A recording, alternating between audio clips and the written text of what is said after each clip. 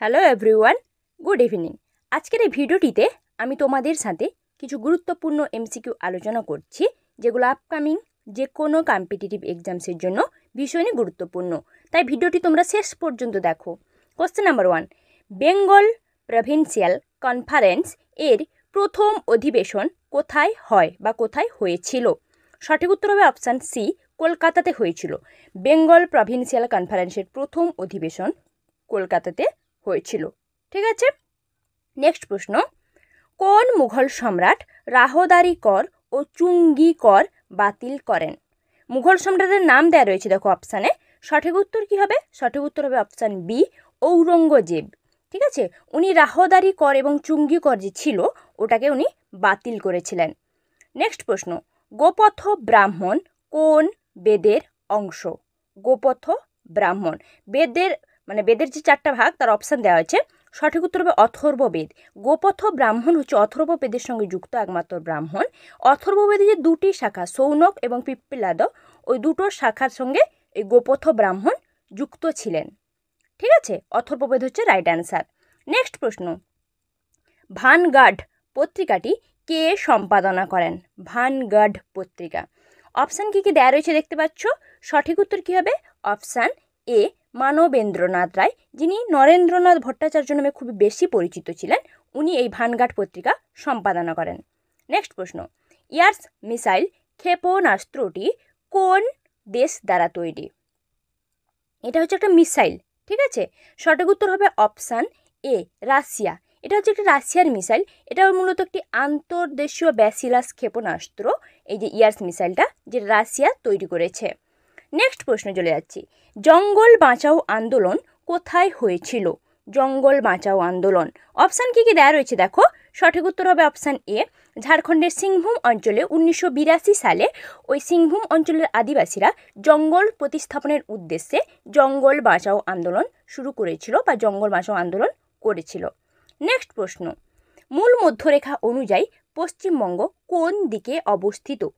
Paschimbanga রাজ্যটা actually কোন দিকে অবস্থিত? মূল মধ্যরেখা অনুযায়ী পূর্ব দিকে রয়েছে। ঠিক আছে, পূর্ব দিকে ইস্টে রয়েছে তোমার পশ্চিমবঙ্গ। মূল মধ্যরেখার অনুযায়ী যদি ধরা হয় তো ইস্টে ওয়েস্ট বেঙ্গল রয়েছে।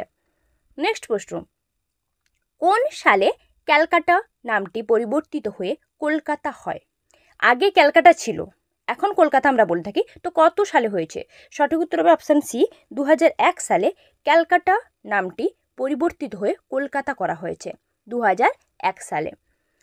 নেক্সট প্রশ্ন, ভারতের প্রথম ত্রিপরিষেবা সাধারণ প্রতিরক্ষা স্টেশন হতে চলেছে কোন শহর? ঠিক আছে, এটা সম্প্রতি ঘোষণা করা হয়েছে। সঠিক উত্তর হবে অপশান বি, মুম্বাই। মুম্বাই প্রথম ত্রিপরিষেবা সাধারণ প্রতিরক্ষা স্টেশন হতে চলেছে। ঠিক আছে, নেক্সট প্রশ্ন আমি দেখে নেব কি আছে। ভারতের কোন রাজ্যের মিরাজ সেতার ও তানপুরা জিআই ট্যাগ পেল? সম্প্রতি জিআই ট্যাগ পেয়েছে কোন রাজ্য? সঠিক উত্তর হবে অপশান সি, মহারাষ্ট্র। মহারাষ্ট্র রাজ্যের মিরাজ সেতার ও তানপুরা যেটা গানের বাদ্যযন্ত্র, এই দুটো জিআই ট্যাগ পেয়েছে। নেক্সট প্রশ্ন চলে যাচ্ছি, জিএসটি কত নম্বর সংশোধনীতে বলা রয়েছে? সংবিধানে যে সংশোধনীগুলো রয়েছে তার মধ্যে কত নম্বর সংশোধনীতে জিএসটির কথা উল্লেখ আছে? সঠিক উত্তর হবে অপশান বি, 101 নম্বর সংশোধনী। ঠিক আছে, 101 সংশোধনীতে জিএসটির কথা উল্লেখ রয়েছে। নেক্সট প্রশ্ন, মধ্যবর্তী বাণিজ্য কিসের সাথে সম্পর্কযুক্ত? যেটাকে আমরা বলছি তোমার ট্রেডিং, মধ্যবর্তী বাণিজ্য। ঠিক আছে, ট্রেডিং বলা হচ্ছে যেটাকে, ওটা হচ্ছে তোমার শেয়ার মার্কেট যেটাকে বলা হয়, বা শেয়ার বাজার। শেয়ার বাজার এটা হচ্ছে এক ধরনের ট্রেডিং, মধ্যবর্তী বাণিজ্য, তো শেয়ার বাজার হবে অ্যান্সার। নেক্সট প্রশ্ন, কোন প্রাণীর রক্তে লোহিত রক্তকণিকা থাকে না? আমরা জানি যে প্রাণীদের রক্তে সাধারণত লোহিত রক্তকণিকা থাকে, তো কোন প্রাণীর রক্ত অনুপস্থিত? সঠিক উত্তর হবে আরশোলা। আরশোলার রক্তে লোহিত রক্তকণিকা অনুপস্থিত। ঠিক আছে, নেক্সট প্রশ্ন, কোনটি জলের দ্রাব্য ভিটামিন? দেখো অপশানে ভিটামিনগুলোর নাম দেওয়া রয়েছে, এর মধ্যে কোন ভিটামিনটা জলের দ্রাব্য, জলে সহজেই গুলে যায়? সঠিক উত্তর হবে অপশান ডি, সবকটি, vitamin B, vitamin C and vitamin P, এই 3টে ভিটামিনই জলে দ্রাব্য। নেক্সট প্রশ্ন, মাছ ধরার ছিপ কোন শ্রেণীর লিভার?